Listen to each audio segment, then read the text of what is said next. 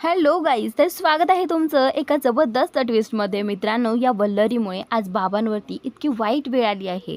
या वल्लरीने बाबांना जीवे मारण्याचा प्रयत्न केलेला आहे. तर मित्रांनो, नक्की काय घडलं आहे आणि कसं घडलं आहे हे तुम्ही या व्हिडिओमध्ये जाणून घेणार आहात. तर व्हिडिओ शेवटपर्यंत नक्की पहा. तर त्या वल्लरीला कुठेतरी डाऊट आलेला आहे की हा रमाकांत तिच्या वाटेमध्ये येत आहे आणि रमाकांत मुलांना काहीतरी सांगू इच्छित आहे. तर ज्यावेळी बाबा इथे अर्णवला काहीतरी सांगतात, त्यावेळी आता इथे ह्या वल्लरीने पाहिलं आहे की हा रमाकांत काहीतरी बोलायला निघाला आहे. तर तेवढ्यातच ईश्वरीने जी आहे ती बाबांना म्हटली आहे की बाबा सांगा ना तुमच्या मनात काय आहे. तर त्यावेळी ईश्वरी जी आहे ती फोर्स करत असते, पण या वल्लरीच्या लक्षात आलेलं असतं की या रमाकांतने मी दिसल्यामुळे काहीही बोललेलं नाही आहे. पण आता असं होता कामा नये. तर इकडे या रमाकांतने आता या वल्लरीच्या विरोधात एक पुरावा शोधला आहे.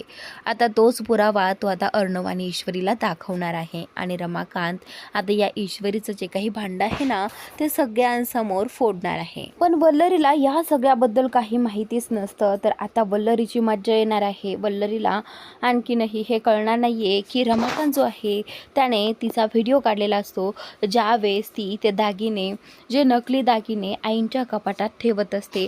त्याच वेळी आता इथे या वल्लरीवरती नजर ठेवून या रमाकांतने आता तिचा व्हिडिओ काढलेला असतो. पण आता तिचं या व्हिडिओकडे अजिबात लक्ष नसतं आणि व्हिडिओ काढायच्या वेळी आता रमाकांतने पाहिलेलं आहे की ज्या नकली दागिन्यांची चिठ्ठी होती ती चिठ्ठी जी आहे ती तिथेच खाली पडलेली असते. या वल्लरीने साधी ती चिठ्ठी देखील स्वतःकडे ठेवून घेतलेली नसते. पण आता रमाकांतला आणखीन एक पुरावा मिळाला असतो, दुसरा.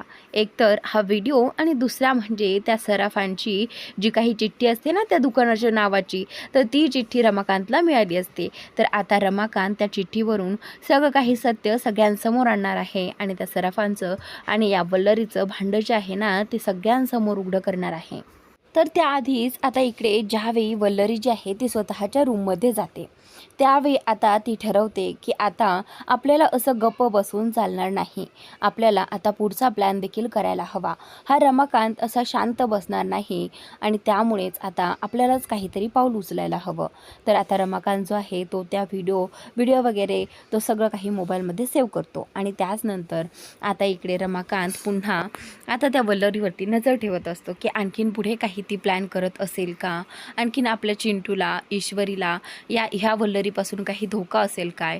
जर पुढचा काही तिचा प्लॅन असेल तर तो कळायला हवा, म्हणून त्याने आता पुन्हा या वल्लरीवरती नजर ठेवली आहे आणि वल्लरीला हे सगळं लक्षात आलेलं असतं. वल्लरी जी आहे ती मुद्दामून आता फोनवरती बोलण्याचा प्रयत्न करते. मुद्दाम आता त्यांच्यासमोर असं दाखवते की ती कोणत्या तरी अनोळखी व्यक्तीला बोलत असते. ती आता फोन लावून म्हणते की हॅलो, हा तुम्ही कुठे आहात, हे पहा मी आत्ताच तुम्हाला भेटायला येते आहे आणि आपला पुढचा प्लॅन जो आहे ना तो तिथेच मिळून करूयात, असं ती म्हणणार असते.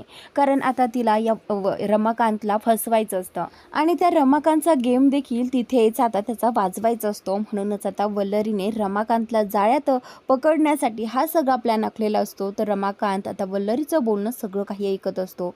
पण आता खरंच रमाकांतच्या हे लक्षात आलेलं नसतं की रमाकांतला अडकवण्यासाठीच हा वल्लरी प्लॅन करत आहे. तर आता वल्लरी बोलते की मी जिथे सांगते ना त्या ठिकाणी मला भेटण्यासाठी या. तर आता वल्लरी जी आहे ती एका ठिकाणाचं नाव सांगते. तर आता इथे त्या रोडवरती तिने सांगितलं आहे की या हायवेवरती तुम्ही मला भेटा. तर आता तो व्यक्ती जो आहे तो त्या ठिकाणी येऊन थांबतो आणि इकडे ही वल्लरी देखील तिथे येऊन थांबते. आता रमाकांत जो आहे तो पाठीमागे तिच्या गाडीचा पाठलाग करत असतो आणि रमाकांत पाहतोय की ही वल्लरी कोणाला भेटते आहे, कारण रमाकांतला कुठेतरी उदयकांतवरती डाऊट असतो. तर त्यानंतर आता इथे वल्लरीने या रमाकांतला उल्लू बनवलेलं असतं. वल्लरीचे जे काही माणसं आहेत ना ते आता रमाकांतच्या गाडीच्या पाठीमागे असतात आणि ती फोनवरती सांगत असते त्या माणसांना हळूहळू की तो माणूस आता इथे माझ्या पाठीमागे आलेला आहे. फक्त तुम्हाला एक काम करायचं आहे, त्याला आता काहीही करून बेशुद्ध करायचं आहे आणि त्याला इथून आपल्याला उचलायचं आहे, जेणेकरून हा आपल्या वाटेत येणार नाही. तर आता या वल्लरीने तिच्या माणसांना बोलवलेलं असतं. तर ते सगळेजण रमाकांतला पकडण्यासाठी रेडी असतात. तर आता रमाकांतला हे सगळं माहिती नसतं की कोणीतरी त्याला पकडण्यासाठी येणार आहे. रमाकांत अनभिज्ञपणे तिथे उभा असतो. तर आता रमाकांत जो आहे तो वल्लरीच्या वल्लरीच्या मागे गेलेला असतो आणि त्याचवेळी आता इकडे ईश्वरी आणि अर्णव दोघेही जण बाबांची वाट पाहत असतात, कारण ईश्वरीला माहिती आहे की कालपासून बाबांना आपल्याला काहीतरी सांगायचं आहे आणि आता नक्की बाबा कुठे गेले असतील. तर ईश्वरी सगळ्या घरभर बाबांना पाहते, पण तिला बाबा कुठेही दिसत नाहीत. तर त्यावेळी ती आता अर्णवला सांगू लागते की बाबा मला न सांगता कुठेही जात नाही, त्यांना जरी जायचं असेल तर मला ते आधी सांगून जातात की ते कुठे जाणार आहेत वगैरे. तर त्यावेळी आता अर्णव जो आहे तो विचार करू लागतो की काय झालं असेल, हे कुठे गेले असतील. तर आता ईश्वरी बोलते की मला कळत नाही, जसं त्या दिवशी त्या उदयकांच्या मागे गेले होते तसं आजही गेले नसतील ना. तर आता ईश्वरी बोलते की सर मला ना खूप भीती वाटते, तो उदयकांत कसला माणूस आहे हे तुम्हाला चांगलंच माहिती आहे आणि जर त्याने बाबांना काही केलं तर आता इथे अर्णव जो आहे तो बोलतो की हे बघ मी सिंदूर, तू काळजी करू नकोस, बाबांना काहीही होणार नाही आणि त्या उदयकांतला तर आपण शोधूनच काढू, असं अर्णव म्हणत असतो. तर अर्णवला लगेचच आकाशला फोन केला आहे आणि आकाशला हे सगळं प्रकरण सांगितलं आहे. तर त्यावेळी आकाश जो आहे तो बोलतो की हे बघ दादा तू काळजी करू नको, आपण सगळे मिळून बाबांचा शोध घेऊ. तर आता इथे अर्णव आणि ईश्वरी दोघेही जण बाबांना शोधण्यासाठी घराबाहेर पडलेले असतात, पण या वल्लरीला मात्र आणखीनही माहीत नसतं की इथे अर्णव आणि ईश्वरी दोघेही जण बाबांना शोधण्यासाठी निघालेले आहेत. पण त्याचनंतर आता इकडे ही जी अंजली आहे ना ती तिच्या आजीला म्हणत असते की आजी सांग ना गं, तुला माहिती आहे का बाबा तुला काही सांगून गेले आहेत का? मला ना बाबा खरंच खूप टेन्शनमध्ये दिसत होते गं आणि असं वाटत होतं कालपासून त्यांना काहीतरी आपल्याशी बोलायचं आहे, पण बाबा जास्त काही टेन्शनमध्ये वगैरे कुठे निघून तर गेले नसेल ना. तर आता अंजली जी आहे ती खूप काही विचार करू लागते आणि त्यावेळी तिची जी आजी आहे ना ती बोलते की अंजली बाळा हे बघ एवढा जास्त विचार करू नकोस आणि तू बाळाकडे लक्ष दे, बाबांना काही होणार नाही. अर्णव आणि ईश्वरी गेले आहेत ना बाबांना शोधण्यासाठी.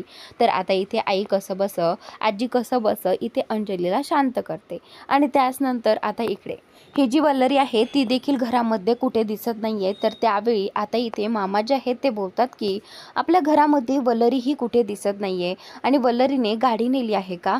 तर आता इथे कुठेतरी आता ईश्वरीला वाटू लागतं की कदाचित बाबा जे आहे ते वल्लरी मामीच्या पाठीमागे गेले असतील का. कालच मला कुठेतरी असं वाटत होतं की ज्यावेळी बाबा आपल्याला काहीतरी सांगणार होते 20 वर्षांपूर्वीचं सत्य, त्यावेळी मामी अचानक आल्या आणि त्याचवेळी बाबांनी सगळं काही बोलणं बंद केलं. आज कदाचित असंही असू शकतं की कदाचित त्यांनी मामीचा पाठलाग वगैरे केला असेल, असं काही असेल का. तर आता ईश्वरी खूप विचार करू लागते आणि त्यावेळी आता इथे अर्णव जो आहे तो ईश्वरीला बोलू लागतो की बरोबर, म्हणजेच अर्णवला थोडीच तरी आयडिया येते की कदाचित बाबा तिकडे गेले असतील. तर त्यावेळी आता इथे अर्णव जो आहे तो बोलतो की थांब, आपल्या गाड्यांना GPS आहे त्यामुळे आपण त्यांचं लोकेशन ट्रेस करू शकतो. तर आता अर्णव जो आहे तो लगेचच गाड्यांचं लोकेशन ट्रेस करू लागतो, जे की आता वल्लरीने कोणती गाडी नेली असेल हे देखील आता इथे ईश्वरीला कळतं आणि त्यानंतर आता त्या लोकेशनवर आता ईश्वरी आणि अर्णव दोघीही जण जायला निघतात, कारण आता त्यांना कळालं आहे की त्यांची गाडी नेमकं कुठे उभी आहे. तर त्यावेळी आता इथे अर्णव आणि ईश्वरीने गाडी सुरू केली आहे आणि त्या लोकेशनकडे जायला निघालेला असतात. तर त्याचवेळी आता ज्यावेळी अर्णव आणि ईश्वरी तिथे जाऊन पोहोचतात त्यावेळी त्यांना कुठेही ती गाडी दिसत नसते. तर आता शेजारीच ती गाडी एका साईडला उभी असते. तर त्यानंतर आता अर्णव आणि ईश्वरी पाहतात गाडी तर इथेच आहे, मग ही गाडी घेऊन कोण आला आहे. तर त्यानंतर असाही प्रश्न त्यांना पडतो आणि इकडे ईश्वरी जी आहे ती अर्णवला सांगू लागते की सर आपल्याला आत्ता फक्त बाबा महत्त्वाचे आहेत, आपण आधी बाबांना शोधूयात का. तर त्यावेळी आता अर्णव ईश्वरीला बोलतो की हे बघ तू तुझी काळजी घे, आपण असं करूयात का, तू ह्या दिशेने जा आणि मी ह्या दिशेने शोधतो, असं म्हणत आता अर्णव आणि ईश्वरी दोघेही जण बाबांना शोधण्यासाठी वेगवेगळे झालेले असतात.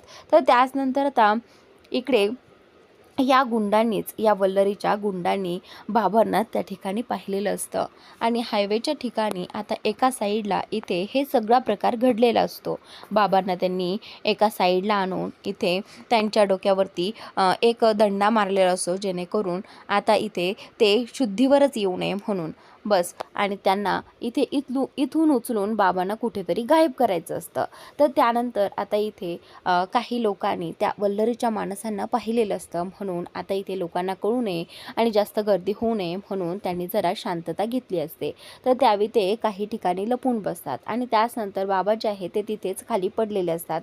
अर्णव आणि ईश्वरी त्यांना सगळीकडे शोधून आता एका ठिकाणी बाबा त्यांना पडलेले दिसत असतात. तर त्यावेळी आता अर्णवला ईश्वरी सांगते की सर, बाबा इथे आहेत. तर आता दोघेही जण धावत पळत बाबांकडे येतात. त्यावेळी बाबा खाली पडलेले असतात आणि आता इथे अर्णव जो आहे तो इथे बाबांना उठवण्याचा प्रयत्न करत असतो.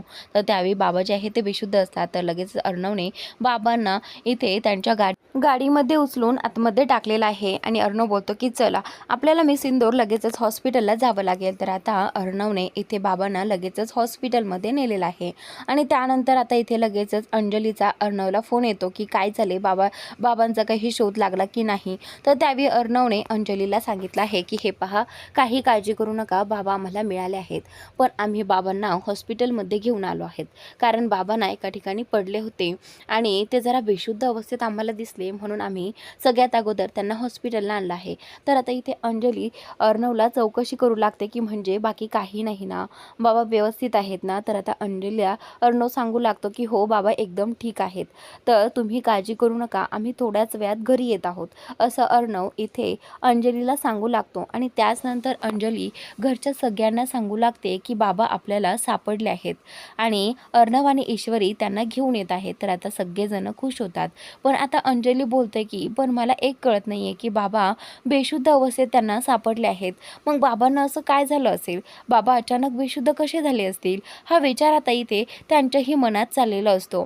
पण एकदा बाबा घरी आले की सगळं काही क्लिअर होईल, असं आजी आणि अंजली दोघेही जणी बोलू लागतात.